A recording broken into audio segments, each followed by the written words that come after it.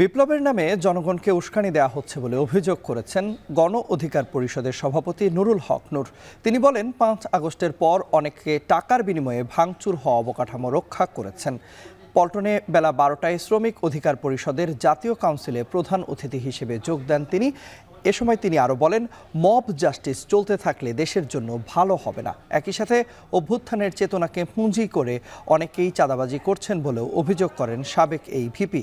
বর্তমানে অন্তর্বর্তী সরকারের সংস্কারের গতি নিয়েও প্রশ্ন তোলেন গণ অধিকার পরিষদের সভাপতি। এ সময় তিনি আরও বলেন, বিগত সরকার সংবিধানের দোহাই দিয়ে মানুষের ভোটের অধিকার হরণ করেছে। সংকট সমাধানে দ্রুত সময়ের মধ্যে অন্তর্বর্তী সরকারকে নির্বাচন দেওয়ার আহ্বান জানান গণ অধিকার পরিষদের সভাপতি। একই সঙ্গে বলেন, একপাক্ষিক উপদেষ্টা পরিষদ নিয়ে দেশ চলবে না।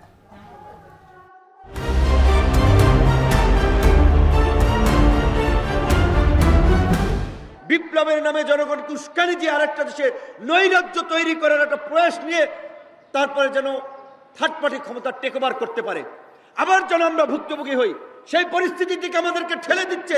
তাহলে আমরা যে তাদেরকে বিশ্বাস করে বসিয়েছিলাম, আস্থার জায়গা থেকে চিন্তা করেছিলাম, তারাই তো আস্থা এবং বিশ্বাস দুটোই নষ্ট করতেছে।